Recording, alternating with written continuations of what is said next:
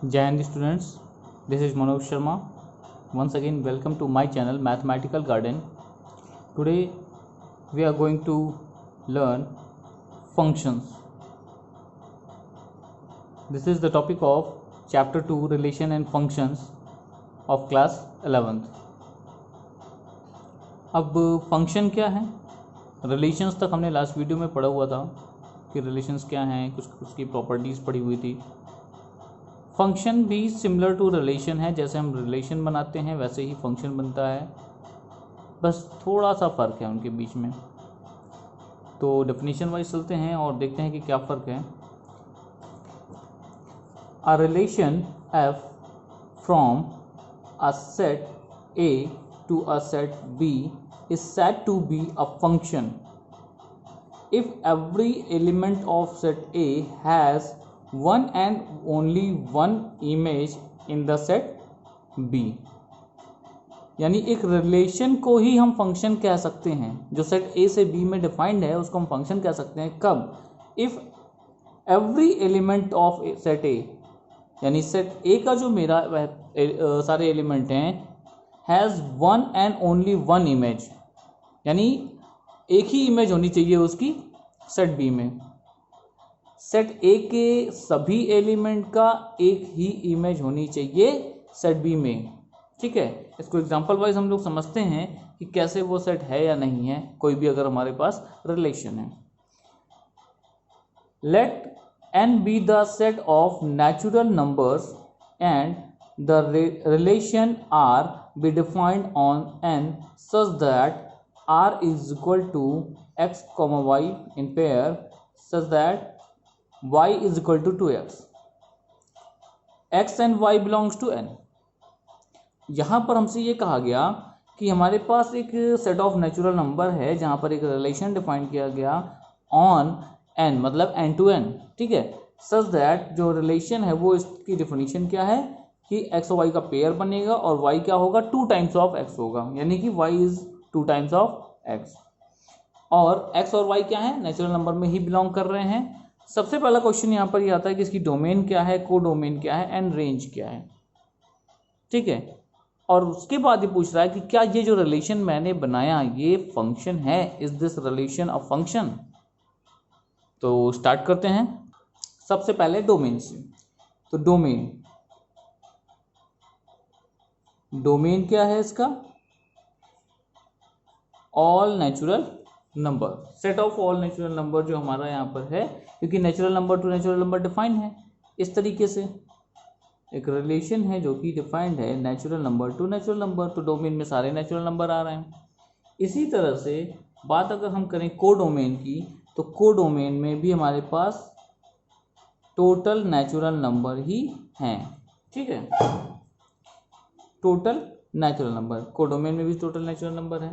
Now बात आती है जब रेंज की, तो रेंज में हमारे पास क्या होगा, set of even natural number. How, अभी समझाते हैं. Set of even natural number. ठीक है, अब हम जो मेरे पास एरो डायग्राम होता है उससे बात करते हैं. मैंने बताया था कि एरो डायग्राम बहुत इजी कर देता है हमारे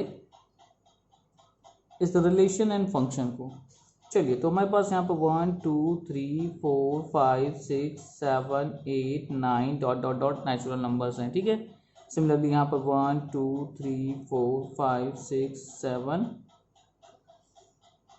8 9 10 11 12 लाइक दिस.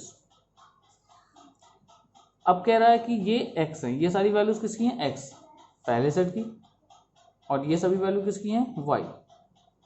तो y is 2 times of x. अगर x में मैं 1 ले रहा हूँ तो 2 टाइम्स मतलब 2 आएगा, 2 1 जा 2. x में मैं 2 ले रहा हूँ तो 2 2 जा 4, फिर 2 जा 6, 4 2 जा 8, 5 2 जा 10, दिख रहा होगा आपको, 6 2 जा 12. आप देख रहे हैं सभी इवन नंबर आपको मिल रहे हैं. तो रेंज में हमारे पास क्या होंगे, set of even natural numbers. ये हो गई डोमेन, कोडोमेन एंड रेंज की बात. अब आप यहाँ पर इस रिलेशन को देखेंगे तो 1 की इमेज केवल 2 है, अब 1 किसी और से लिंक नहीं है, ठीक है। 2 की इमेज सिर्फ 4 है, वो किसी और से लिंक नहीं है। इट मीन्स कि सेट ए कि जो भी हमारे पास नंबर्स हैं, एलिमेंट्स हैं, उनकी एक ही इमेज यहाँ पर है इन सेट बी। और यही हमारी डेफिनेशन में कहा गया था कि if every element of set A has one and only one image in set B.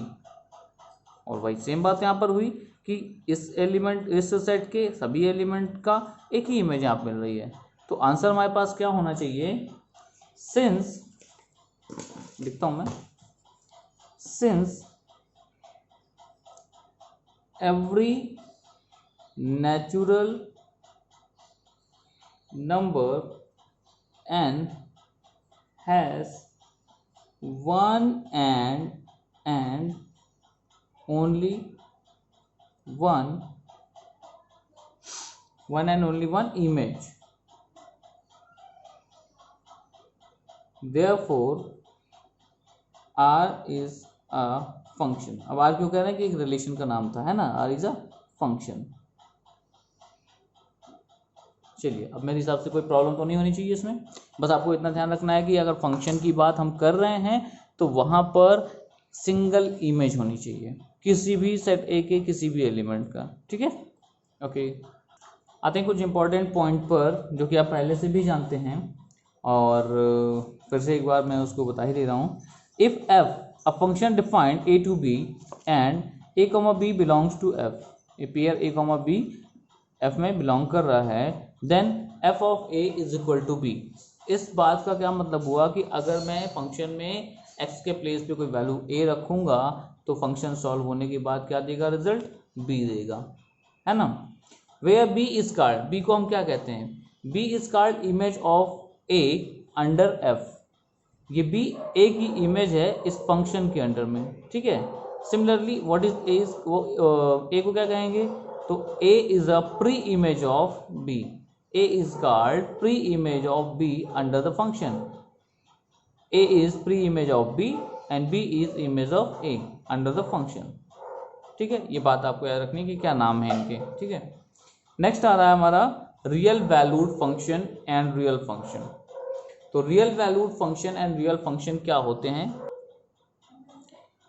A function which has either R और, आर मीन्स यहाँ पर आर रिलेशन के लिए नहीं है, यहाँ पर आर हमारा रियल नंबर्स के लिए है, ठीक है ना।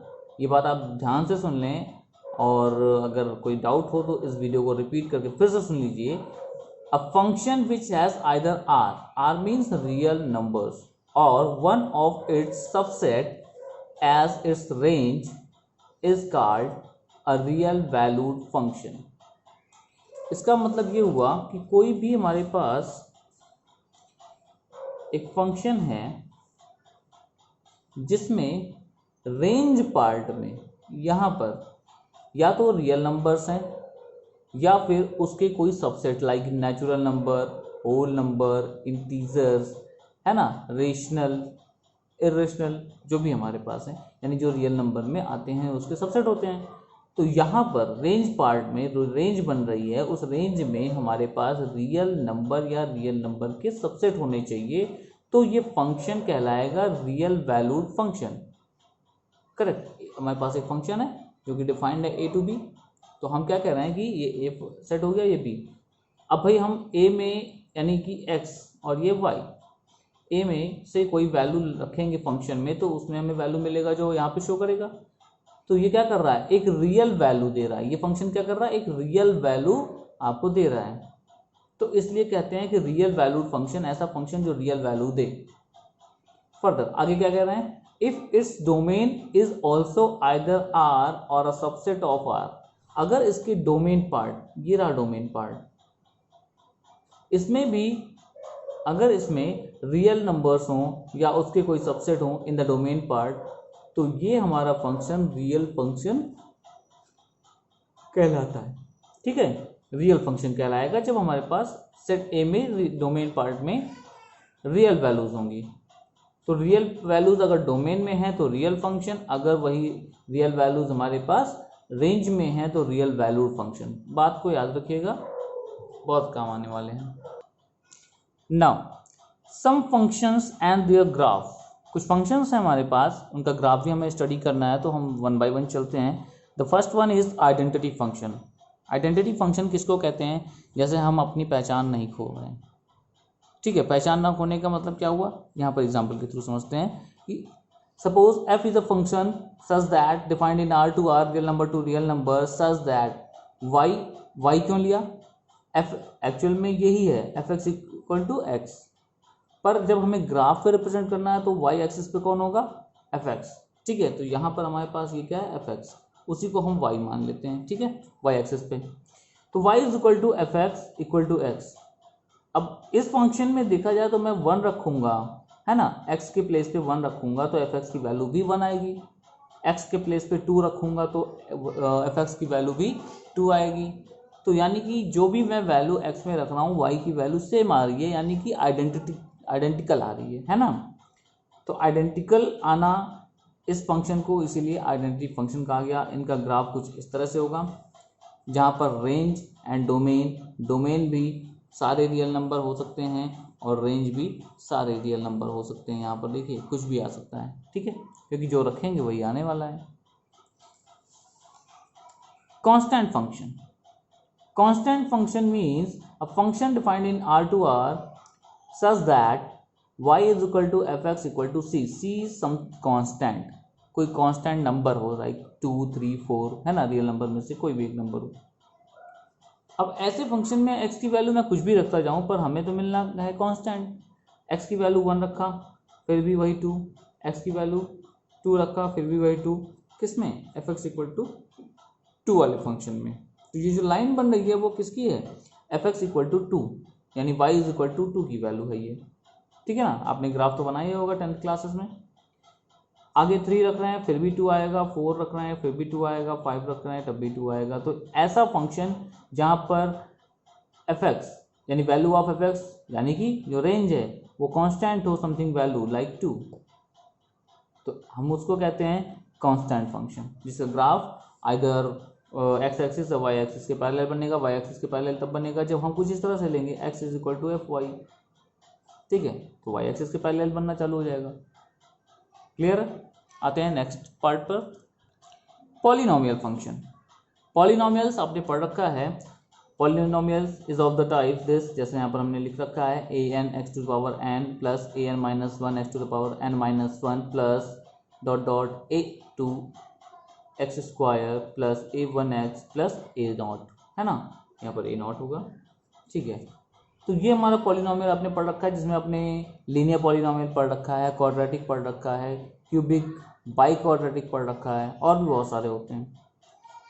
तो यहाँ पर पॉलिनोमियल फंक्शन के बारे में कह रहा है कि डिफाइंड है R टू R, जहाँ पर एग्जांपल मैंने लिया समथिंग क्वाड्रेटिक इक्वेशन। अब क्वाड्रेटिक पॉलिनोमियल का ग्राफ कैसा बनता है, पैराबोलिक बनता है, ठीक है। और ये आपको बताने की जरूरत नहीं कि कैसे बनेगा, और ये भी कि हम इस x में कोई भी वैल्यू ले सकते हैं, वी आर फ्री। तो हमको ये पता है कि इसका डोमेन रियल नंबर्स होंगे सारे, और उसके अकॉर्डिंग कोई भी रियल नंबर आ सकता है, कोई रिस्ट्रिक्शन नहीं है, क्या मिलेगा क्या नहीं मिलेगा, डिपेंड ये करता है कि कहाँ से कहाँ तक वैल्यूज आएंगी। सिमिलरली मैंने क्यूबिक फंक्शन लिया, है ना, क्यूबिक पॉलिनोमियल लिया, तो क्यूबिक पॉलिनोमियल लिया तो हमको पता है वो कुछ इस तरह से बनते हैं वो, ठीक है। अब यहाँ पर भी हमारे पास डोमेन एंड रेंज हो सकता है, कुछ भी रियल नंबर, ठीक है। डिपेंड करता है सिचुएशन पर कि कौन सी वैल्यूज हैं इसमें, किस तरह का क्वाड्रेटिक इक्वेशन है, किस तरह से क्यूबिक इक्वेशन पॉलिनोमियल है ना। इस तरह से बातें यहाँ पर करते हैं कि ग्राफ कैसा बनेगा। रिस्ट्रिक्शन नहीं है, कोई भी वैल्यू इसमें एक्स में हम पुट कर सकते हैं, ठीक है। नेक्स्ट है rational function. Rational function is of the type f x upon g x, जहाँ पर दो फंक्शन होते हैं और वो एक दूसरे से डिविजन में होते हैं। कहा गया कि एफ एक्स और जी एक्स जो कि पॉलिनोमियल फंक्शन है एज इट इज अब ऊपर वाला, ठीक है, जहाँ पर g x not equal to zero, g x की वैल्यू जीरो नहीं हो सकती, आपको पता है डिनोमिनेटर में जीरो नहीं आ सकता, इज कॉल्ड रेशनल फंक्शन। तो जो इस टाइप के फंक्शन हो, सम F x upon g x की तरह, यानी डिवाइड में उन्हें हम रेशनल फंक्शन कहते हैं। एग्जाम्पल मैंने लिया कि f(x) = 1/x, f(x) = 1/x, 1/x मतलब ऊपर हमारा कांस्टेंट पॉलिनोमियल है, नीचे हमारे पास एक लीनियर पॉलिनोमियल है, ठीक है। अब इसमें हम देखें तो x की वैल्यू 0 नहीं हो सकती, जैसे हमने कंडीशन बताया g(x) ≠ 0, तो x 0 नहीं हो सकती, यानी कि यहाँ पर 0 को एक्सक्लूड करना है, ठीक है। तो 0 मुझे वैल्यू नहीं लेनी है। अब इसका ग्राफ अगर हम बनाएंगे कुछ ऐसा बनेगा, यहाँ आप देख रहे होंगे, ठीक है। तो हमारा जो रेशनल फंक्शन होता है वहाँ पर ऑल रियल नंबर, जैसे इसकी केस में है कि ऑल रियल नंबर एक्सेप्ट 0, क्योंकि इसमें 0 नहीं ले सकते। अब दूसरा कोई पॉलिनोमियल होता है तो वहाँ पर हम ये चेक करते हैं कि किस वैल्यू पर वो 0 हो रहा है डिनोमिनेटर, वो एक्सेप्ट कर देते हैं, यहाँ पर वो नहीं लेते हम। तो all real number except some values like 0 to all real number, ठीक है। ये हमारा रेशनल फंक्शन हो गया। हमें ये याद रखना है कि डोमेन में क्या वैल्यू ले सकते हैं और क्या नहीं ले सकते हैं, किस टाइप के फंक्शंस में, और साथ ही साथ उनका ग्राफ कैसा बनेगा, ये हमें ध्यान रखना है। नेक्स्ट है हमारा modulus function. Modulus function, mod function भी लोग कहते हैं।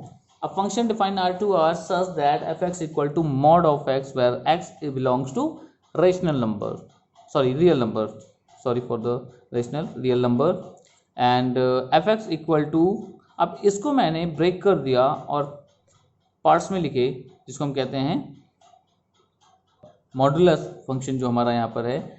अब अगर x की वैल्यू ग्रेटर देन और इक्वल टू 0 हुई तो वहाँ पर हमें क्या रखना है, x। कैसे बताता हूँ एग्जांपल के थ्रू। और लेस देन 0 हुई तो -x।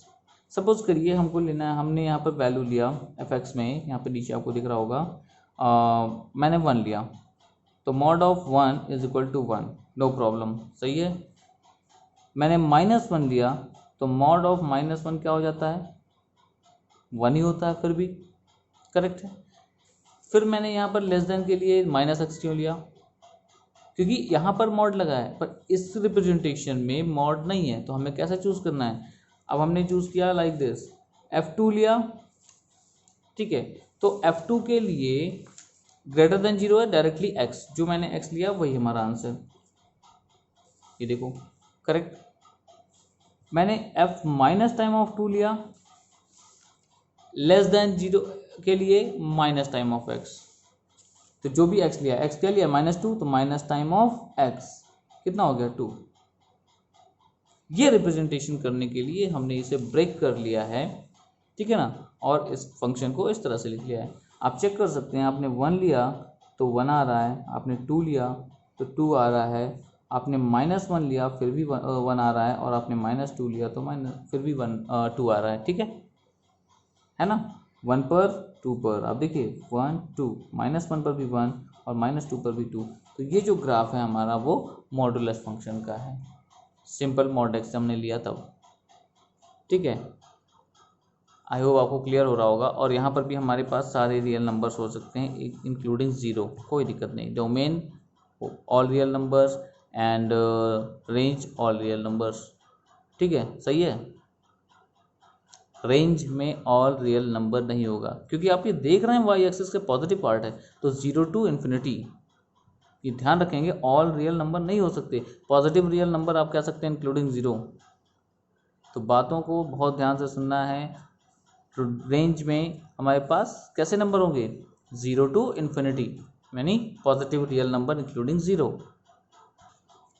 Another function is here signum function। signum function क्या होते हैं, f(x) = 1, यानी कि f(x) की वैल्यू 1 होगी if x is greater than 0, f(x) की वैल्यू 0 होगी if x is equal to 0, and f(x) की वैल्यू -1 होगी if x is less than 0, है ना। यहाँ पर आप देखिए for all x greater than 0 हमारा जो y है वो 1 है। यहाँ पर वाइड बनाने का मतलब ये है कि हम इस पोजीशन को इंक्लूड नहीं कर रहे हैं कि जब 0 के लिए कहाँ है, यहाँ पर ग्रीन, आप जो भी ग्रीन हमारे पास ग्राफ बने हुए हैं ग्रीन कलर में वही आप देखिएगा। तो 0 पर 0 कंडीशन, और लेस देन 1 के लिए हम देख रहे हैं, या लेस देन 0 के लिए हम देख रहे हैं कि -1, सारी वैल्यूज -1 पर है। तो ये ग्राफ है हमारे सिग्नम फंक्शन का, जहाँ पर हमारा डोमेन ऑल रियल नंबर होगा और हमारी जो रेंज है वो रेंज का पार्ट केवल इतना सा है, -1 0 एंड 1। ठीक है, केवल यही, मतलब इनके बीच की वैल्यूज भी नहीं है कोई, -1 1 एंड 0। एक्चुअली में सिग्नम फंक्शन को हम इस तरह से डिफाइन कर सकते हैं कि where f(x) equal to mod x upon x. mod x upon x use करिए ज़रा सा, f2 निकालते हैं तो mod 2 upon 2 that is 2 upon 2 और आंसर इज 1। तो पॉजिटिव के लिए हमने सिंपली 1 आना था, 1 आया। नेगेटिव के लिए हम क्या करते हैं, देखिए -2 इक्वल टू -2 अपॉन -2, mod 2 का -2 का mod क्या हो जाएगा, 2 हो जाएगा और यहाँ पर -2, आंसर इज -1। और आपने देखा लेस देन 0 के लिए -1, और 0 की कंडीशन हम अलग से लिखते हैं कि for x equal to 0 the value is 0, क्योंकि यहाँ पर अगर इस सजेशन पे हम पुट करेंगे, इस फंक्शन पे इस तरह से शो करेंगे तो अपॉन में 0 हो जाएगा और वो अनडिफाइंड हो जाएगा। तो उसकी कंडीशन भी अलग से लिखते हैं कि for x equal to 0 the function की वैल्यू क्या होगी, 0 होगी। तो ये होल हमारा रिप्रेजेंट कर रहा है इस सिग्नम फंक्शन को। ठीक है, now the last function of this topic is greatest integer function. Greatest integer function में क्या होता है, रिप्रेजेंट करते हैं f(x) equal to square bracket x। The square bracket represents here greatest integer function. अब ग्रेटेस्ट इंटीजर फंक्शन में हम कैसी वैल्यूज लेते हैं वो बताते हैं आपको।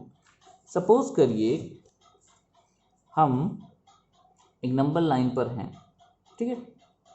अब हम और कुछ नहीं कह रहे हैं आपसे, केवल नंबर लाइन की बात करते हैं। वहाँ पर वाई एक्सिस हमने नहीं लिया हुआ है, उसकी वैल्यू हम वाई एक्सिस से रिप्रेजेंट करते हैं f(x) की, तो बाद में देखेंगे। अब बात करें, सपोज करिए आप यहाँ खड़े हैं, ठीक है। इस पोजीशन पर आप हमको ये बताइए कि सबसे बड़ा इंटीजर कौन सा है अब तक, जहाँ तक आप पहुँचे हुए हैं। तो आप स्मॉलर नंबर की तरफ से देखेंगे सबसे बड़ा इंटीजर, तो इसके आगे तो नहीं जा सकते। तो इस वैल्यू तक सबसे बड़ा इंटीजर कौन है, 0। यानी कि एक्सेप्ट 1 इन बिटवीन 0 एंड 1 जो हमारा वैल्यू होगा x का, उसके लिए सबसे बड़ा इंटीजर कौन होगा, 0। और आप देखिए यहाँ पर 1 को एक्सक्लूड किया और इनके बीच के लिए जो हमारा सबसे बड़ा इंटीजर होगा वो होगा 0।